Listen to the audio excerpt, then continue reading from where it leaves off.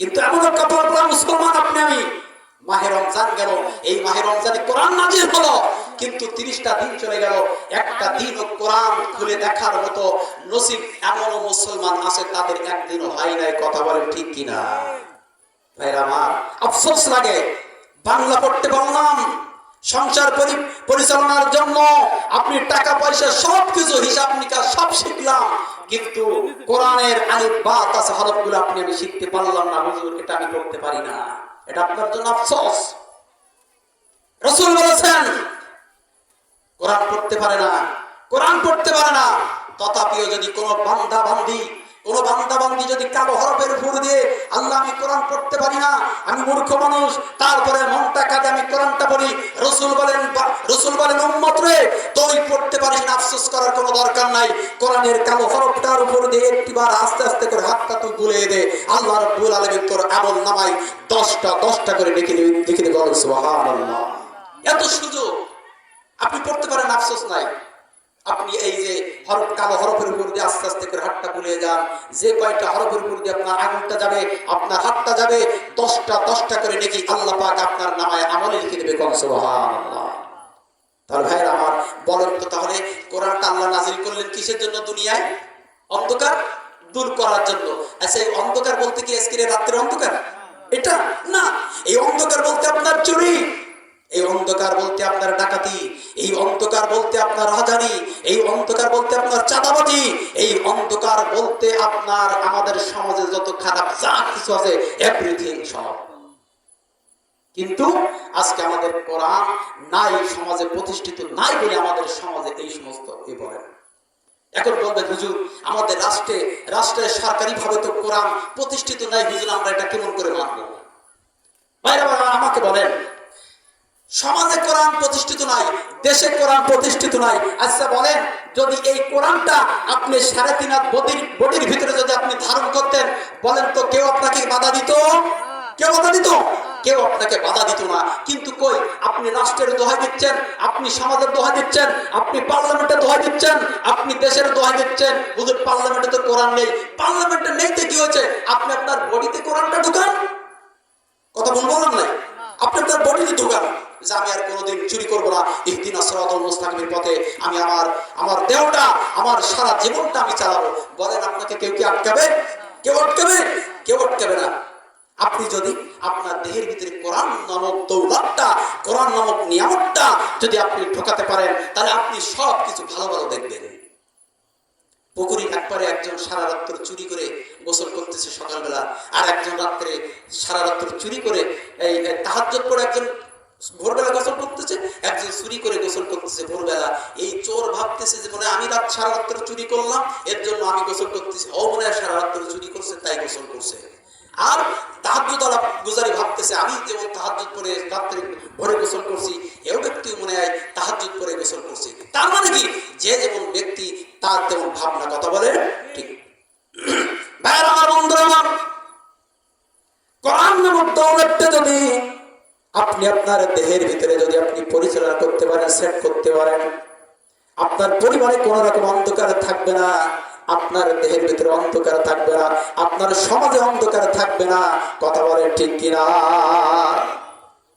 ভাইরা আমার, বন্ধুরা আমার, আপনার দেহের ভিতরে যখন কোরআন থাকবে, আপনি মানুষের দুঃখ দুর্দশা বুঝবেন, আপনি মানুষের কষ্টটা বুঝবেন, আপনি মানুষের সমস্যা বুঝবেন। কিন্তু আপনার অন্তরের ভিতরে যদি কোরআন না থাকে, আপনার দেহটা হয়ে থাকবে শক্ত খটখটি। আপনি মানুষ ভালো কথা বললেও আপনার কাছে খারাপ লাগবে। কিন্তু আপনার অন্তরের ভিতরে যদি কোরআন থাকে, যেই আপনার সাথে খারাপ ব্যবহার করবে, আপনি তার সাথে এমন ব্যবহার করবেন যে তারটা সবকিছু উলট পাল্টে তার আপনার ব্যবহার সে পরিবর্তন হয়ে যাবে। দেখেন, কোরআন যারা ধারণ করেছেন, গভীর মনোযোগ দিয়ে কথাগুলো শুনবেন, আপনাদের আশা করি ভালো লাগবে। জীবনটা পরিবর্তন হয়ে যাওয়ার জন্য আজকের এই আলোচনাটুকু যথেষ্ট। কোরআন যাদের দেহের ভিতরে রয়েছে, তাদের জীবনটা কেমন, একটু গভীর মনোযোগ দিয়ে আমার কথাগুলো শ্রবণ করুন। ভাইরা আমার, বাবাজিরা আমার, সুলতান মাহমুদ গজনবী, অনেকে নাম শুনছেন। সুলতান মাহমুদ গজনবী অনেকে নাম শুনছেন না? ইনি বাদশাহ ছিলেন, সুলতান মাহমুদ গজনবী। এনারা কোরআন দিয়ে নিজেদের জীবন পরিচালনা করছেন। দেখেন কোরআন যদি আপনার দেহের ভিতরে থাকে, আপনার জীবনটা কেমন ভাবে পাল্টে দেবে, আপনার জীবনটা পাল্টে দেবে, আপনার পারিপার্শ্বিক, আপনার আশেপাশের লোকগুলোর চরিত্র পরিবর্তন হয়ে যাবে। কিন্তু আপনার আমার ভিতরে কোরআন নেই, আমি আরেকজনকে আলো দেখাবো কি করে? আমার ভিতরে আমার লাইটে ব্যাটারি নেই, আমি আরেকজনকে পথ দেখাবো কি করে? সুলতান মাহমুদ গজনবী তার দেহের ভিতরে কোরআন, তিনি কোরআন দিয়ে নিজেকে পরিচালিত করেন, রাষ্ট্র কোরআন দিয়ে পরিচালিত করেন। ভাই আমার, সুলতান মাহমুদ গজনবী তিনি তখন দেশের বাদশা, তিনি কি করতেন? রাত্রেবেলা ঘুমাতেন না, রাত্রেবেলা সব সময় আপনার প্রজাদের খবর নিতেন, কারোর কোনো সমস্যা আছে কিনা, কারণ পরিপূর্ণ ইমানদার ব্যক্তি তখনই হবে যখন তার আশপাশের লোক, তিনি যেমন খাবে আশপাশের লোক তদ্রুপ খাবে। আমি গরুর মাংস দিয়ে ভাত খাবো, আমার পাশের পরিবার ঝাল পোড়া দিয়ে ভাত খাবে, আপনি ইমানদার? না, ওই ইমানদার দিয়ে 5 পয়সার দাম নাই। সুলতান মাহমুদ গজনবী তিনি কি করলেন? রাত্র যখন গভীর হয়ে গেল, সুলতান মাহমুদ গজনবী একাকী বেরিয়ে গেলেন। দেশের, আপনার রাষ্ট্রের, সমাজের সবকিছু দেখভাল করার জন্য তিনি বেরিয়ে গেলেন। চলতে চলতে সামনে পড়ে গেল একটা মাঠের ভিতরে দূরে লক্ষ্য করলেন, সুলতান মাহমুদ গজনবী দেখলেন 4 জন মানুষ বসে যেন তারা গল্প গুজব করছে। মাঠের ভিতরে 4 জন বসে গল্প গুজব করছে। সুলতান মাহমুদ গজনবী তিনি কি কে? সাধারণ মানুষ? বাদশা। সুলতান মাহমুদ গজনবী দূর থেকে তিনি দেখলেন একটা ফাঁকা মাঠের ভিতরে আমসা যেন একটা আবাস 4 জন বসে আছে, এমন একটা জন দেখা যায়, আবাস দেখা যায়। সুলতান মাহমুদ গজনবী দূর থেকে আস্তে আস্তে গুটি গুটি কদম দিয়ে তাদের পাশে গেলেন, সালাম দিয়ে অনুমতি নিলেন, ভাইরা আমার, আমি কি আপনাদের পাশে একটু বসতে পারি? সালাম দিলেন। কিন্তু আমাদের সমাজে তো সালাম নেই। সালাম মানে আপনার উপর শান্তি বর্ষিত হোক, কিন্তু আমরা তো সালাম দেই না, আমাদের শান্তি থাকবে কি করে? সুলতান মাহমুদ গজনবী সালাম দিলেন, অনুমতি নিলেন, ভাইরা আমার, আমি কি আপনাদের পাশে একটু বসতে পারি? তো বসেন। এবার সুলতান মাহমুদ গজনবী অনুমতি নিয়ে তাদের পাশে বসলেন। বসার পর বললেন, ভাইরা আপনারা কি আলোচনা করতেছেন? এবার 4 জন ব্যক্তি, এই 4 জন মানুষ কিন্তু সাধারণ মানুষ ছিল না। এরা বিষয়টা লুকালেন না, এরা সুলতান মাহমুদ গজনবীকে তারা চিনে না, তারা কোনোদিন দেখিনি, এরা জানে না যে ইনি দেশের বাদশা। 4 জন বলল, আল্লাহর বান্দারে, আমরা যে কোন উদ্দেশ্যে, কোন মতলবে, কিসের জন্য এখানে বসেছি, যদি আপনি কাউকে না বলেন তাহলে আমরা আপনাকে বলতে পারি। সুলতান মাহমুদ গজনবী যেহেতু তার দিলের ভিতরে কোরআন, আপনার দিলের ভিতরে যদি কোরআন থাকে, মানুষের পারিপার্শ্বিক মানুষের চরিত্র পরিবর্তন হয়ে যাবে আপনার ব্যবহারে। সুলতান মাহমুদ গজনবী বললেন, না ভাই, আপনারা আমার কাছে নির্ভয় কথাগুলো বলতে পারেন, আমি কাউকে বলবো না। এবার 4 জন ব্যক্তি ডাক দিলেন, আল্লাহর বান্দারে,